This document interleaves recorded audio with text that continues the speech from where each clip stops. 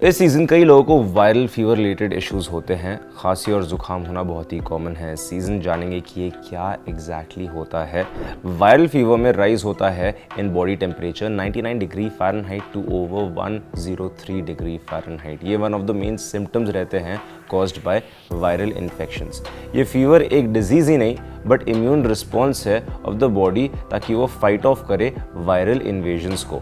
कई viral infections typically cause होते हैं वैरायटी ऑफ वायरसेस जैसे कि इन्फ्लुएंजा, डेंगू या एंटीरोवायरसेस से अमंग अदर्स। वायरल फीवर का प्रेवलेंस जो है काफ़ी हाई रहता है और ये काफ़ी कॉमन रहता है हर एज ग्रुप में। लोग इस इलनेस को काफ़ी मिसअंडरस्टैंड करते हैं क्योंकि ये वेरी करता है फ्रॉम माइल्ड टू सीवियर, और अगर ये जल्द डिटेक्ट ना हो और इसे टाइम पे ट्रीट ना किया जाए तो कई कॉम्प्लिकेशंस हो सकती हैं। इसीलिए अंडरस्टैंडिंग द मीनिंग और सिम्टम्स ऑफ वायरल फीवर एक क्रूशियल रोल प्ले करता है इसके ट्रीटमेंट में।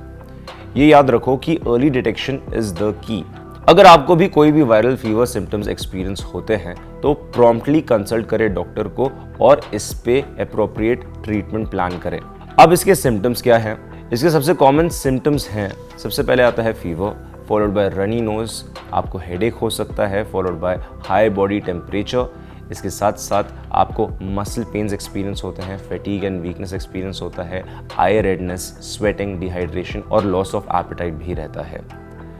अब जानते हैं कि ये होता कैसे है। सबसे पहले है कंज्यूमिंग कंटामिनेटेड फूड या वाटर। कुछ वायरसेस जैसे कि नोरोवायरस या एंटीरोवायरस से गैस्ट्रोइंटेस्टाइनल कॉम्प्लिकेशंस होते हैं और इससे फीवर हो सकता है जो ट्रांसमिट होता है through contaminated food and water. हमेशा इंश्योर करें कि वाटर सेफ हो और हाइजीनिक हो बिफोर कंजम्पशन। अगर आपको एक्सपोजर होता है टू डिफरेंट वायरस फैमिलीज जैसे कि एरिनाविरिडे, बनियाविरिडे, फिलोविरिडे एंड फ्लाविविरिडे, ये काफ़ी कॉमन होते हैं अमंग वायरल फीवर। अगर आप टच करें किसी कंटामिनेटेड सरफेस को, वायरसेस सर्वाइव कर सकते हैं on various surfaces for different periods leading to infection. अगर आप अननोइंगली इन एरियाज को टच करें और फिर अपने फेस को टच करें।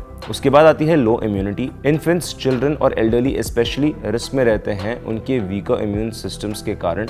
इन्हें एक्स्ट्रा केयर और प्रोटेक्शन चाहिए अगेंस्ट वायरल इन्फेक्शंस। फिर आता है direct contact with bodily fluids. कुछ सिवियर और लेस कॉमन वायरसेस कॉज करते हैं हेमोरेजिक फीवर। ये स्प्रेड होता है through direct contact with infected bodily fluids. ऐसे ट्रांसमिशंस ज़्यादा लाइकली होते हैं इन अ हेल्थ केयर सेटिंग या स्पेसिफिक जियोग्राफिक एरिया जहाँ ये डिजीज़ काफ़ी ज़्यादा मात्रा में देखी जाती है।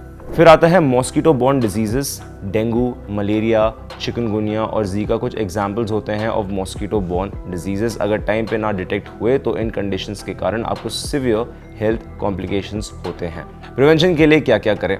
सबसे पहले है कि अपने हैंड हाइजीन को मेंटेन करें, फ्रीक्वेंटली अपने हैंड्स को वॉश करें।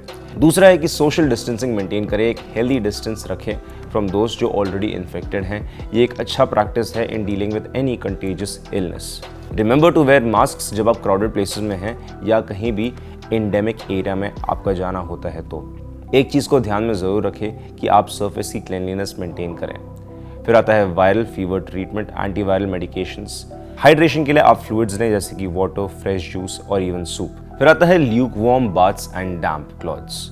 टेम्परेचर को रिड्यूस करने में ये हेल्प करता है। एडिक्वेट रेस्ट लें, बॉडी को एनर्जी की ज़रूरत होती है टू फाइट ऑफ इन्फेक्शन, इसीलिए स्लीपिंग प्रोवाइड करता है cells with the opportunity to repair themselves. एक न्यूट्रिएंट डेंस डाइट ले, एक well balanced diet rich in vitamins and minerals boost करता है आपके इम्यून सिस्टम की एबिलिटी को to tackle any infection. Include करें plenty of fruits, especially ones जो रिच होते हैं इन विटामिन सी जैसे कि oranges, strawberries and kiwis, vegetables, lean proteins and whole grains in your meals. क्या कहना आपका इसके बारे में हमें कमेंट सेक्शन में ज़रूर बताएं।